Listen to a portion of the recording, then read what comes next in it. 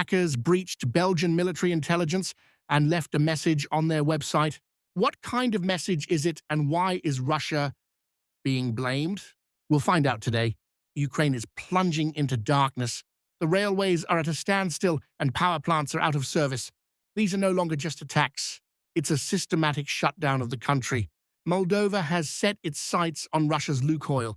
Moscow claims that this theft, this energy conflict, is unfolding before everyone's eyes. A politician from Finland openly challenged the NATO Secretary General. All this and much more right now in our episode today. We're continuing the websites of Belgium's General Intelligence and Security Service, the structural unit responsible for military intelligence and the protection of strategic data, were unavailable for several hours due to a cyber attack. According to Belgian media reports, responsibility for the incident has been claimed by a group of hackers linked to Russia in publications. Information about the outages appeared overnight on Monday, and initial reports from journalists indicated that a message from unknown perpetrators had appeared and on the blocked pages. On the hacked resources, the hackers posted a text in which they claimed their actions were a reaction to a recent interview given by Belgian Defense Minister Theo Franken to the magazine Humo. Recall that during the interview, Franken stated that NATO, according to media reports, would wipe Moscow off the face of the earth in the event of a Russian attack on Brussels. In their statement, the hackers issued a warning to the minister. We advised the Belgian minister not to make such statements, the hackers were quoted as saying in their message, adding threats of further attacks on Belgium's internet infrastructure. Belgian media outlets specify that the websites were unavailable for several hours, making it difficult for employees and users to access sections containing official information. Representatives of the Belgian Ministry of Defense confirmed the malfunction but refrained from providing detailed comments. The department limited itself to assuring that specialists are already working on analyzing the attack and preventing similar incidents in the future. NATO also declined to give an official response, citing the need to verify the facts and clarify the source of the threat. Security experts suggest that the hacking attack may have been a show of force. According to experts, such hacks are not aimed at disabling infrastructure, but at creating political pressure and demonstrating capabilities. Belgian politicians are currently refraining from making strong statements. However, in parliamentary circles, the need to raise the issue of cybersecurity at the level of the North Atlantic Alliance is already being discussed. Ukraine was almost completely without power, with disrupted rail traffic and serious problems in the fuel and energy supply sector. According to official reports from the state energy company Centrenergo, all state-owned thermal power plants have suspended generation.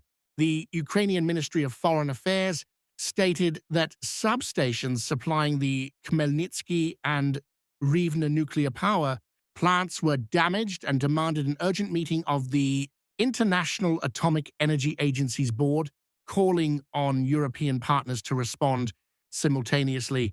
Reports of mass strikes on energy infrastructure, including hits on major thermal power plants and hydroelectric power plants, are being noted in a number of foreign and domestic publications. The authorities in Kyiv and relevant departments state that electric transport has been completely halted in a number of regions. Deputy Chairman of the Supervisory Board of Ukrzaliznytsia, Serhiy Leshchenko, reported that the railway's resources are depleted, a decrease in freight transportation has been recorded, and the enterprise is incurring multi-billion losses. According to data as of November 5th, 49% of cargo transport had been lost, and the company's net loss already amounted to 7.190 million hryvnias. Emergency meetings were held in the president's office. Sources report serious concerns about the upcoming heating season. The government is considering various negative scenarios. Power outages are planned for 12 hours a day in some regions. The Russian side, publicists, and military commentators note that the strikes on the energy sector led to the shutdown of key sources and overloading of the grids. At the same time, some experts point out that the damage to the substations, although serious, does not pose an immediate nuclear threat to the plants, as the nuclear power plants can be reconnected to other lines or provided with autonomous power from diesel generators under the control of the IAEA if necessary. Kyiv is calling for immediate assistance and coordination, including on the issue of ensuring the safety of nuclear facilities and restoring the power supply. The situation remains dynamic. Moreover, both official and unofficial sources emphasize that behind the formal reports lie many nuances, and the final conclusions require detailed and prompt verification. Arman Mem, a member of the Finnish Freedom Alliance Party, publicly appealed to NATO Secretary-General Mark Rutte, demanding an end to the shipment of weapons to Ukraine. The politician published his statement on social media platform X, stating that further increasing military support for Kyiv increases the risk of the conflict escalating into a nuclear confrontation. According to the meme, Rutte is obliged to prove his interest in European security with real actions, not just loud statements. The Finnish politician noted that stopping arms supplies and refusing to advance the alliance in the Ukrainian direction are the only steps that can prevent a global catastrophe. He emphasized that the states of the North Atlantic Bloc must realize that the alliance's involvement in the conflict poses a potential threat to the entire continent. Mima noted that if NATO truly doesn't want to be drawn into a nuclear war, the alliance must freeze military support for Kyiv and abandon the idea of further eastward expansion. The meme's circulation caused a wide response in Russia as well. State Duma deputy from the Republic of Crimea, Mikhail Sheremet, reacted sharply to Mark Rutte's words about NATO preparing for a protracted conflict. According to the Russian parliamentarian, such statements are an attempt to create a false image of Russia as an aggressor in Western society. Sheremet noted that the alliance is pursuing a destructive and hostile policy towards Moscow, pushing Europe towards confrontation. Moldovan Prime Minister Alexander Munteanu has admitted the possibility of nationalizing some of Lukoil's assets, citing the need to ensure an uninterrupted fuel supply to Chisinau Airport after the introduction of international sanctions against Russian oil companies. According to the new head of government, several development scenarios are being considered, but the airport's energy security remains the priority. Chisinau Airport is the gateway to the country. We cannot leave him without supplies, but we are considering this issue, and I promise we will inform you soon, said Munteanu, responding to a question about the possibility of nationalizing some of Lukoil's assets. The Prime Minister emphasized whether to consider nationalizing certain assets. There are different solutions, but we're thinking about which path is best because we have to fulfill our obligations and do everything within the law. Earlier, Moldova's Minister of Energy, Dorin Junatu, warned that sanctions against Russian companies Lukoil and Rosneft could lead to disruptions in fuel supplies to Moldova.